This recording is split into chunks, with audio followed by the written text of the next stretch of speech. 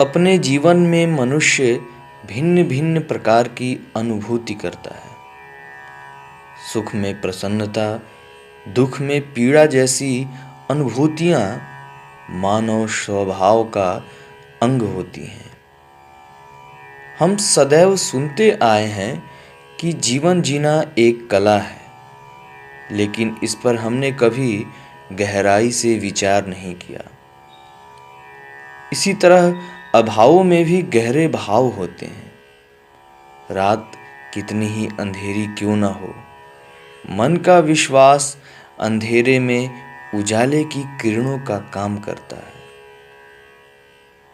प्रेरित करने वाली ऐसी तमाम बातें की जाती हैं, लेकिन इन्हें कहने वालों की तुलना में अपनाने वालों का अनुपात बेहद कम हो गया है।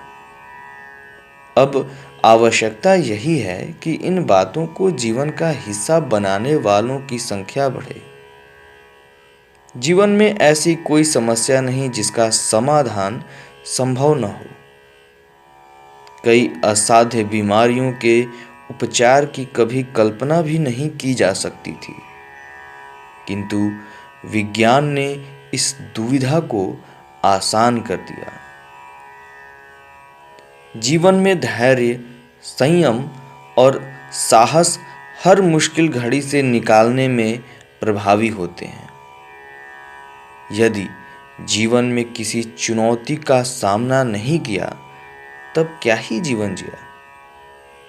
चुनौतियां ही व्यक्तित्व में निखार लाती हैं। हम अपनी क्षमताओं से तब परिचित हो पाते हैं जब मुश्किल वक्त में होते हैं। बिना किसी व्यवधान के यदि मंजिल तक पहुंच गए, तो हमारी झोली अनुभव के सुख से वंचित रह जाती है।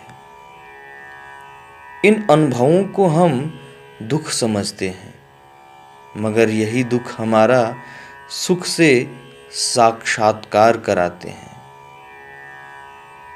जीवन जीने की कला सिखाते हैं। हमें जीवन जीने की सही राह प्रकृति से बेहतर कोई नहीं बता सकता।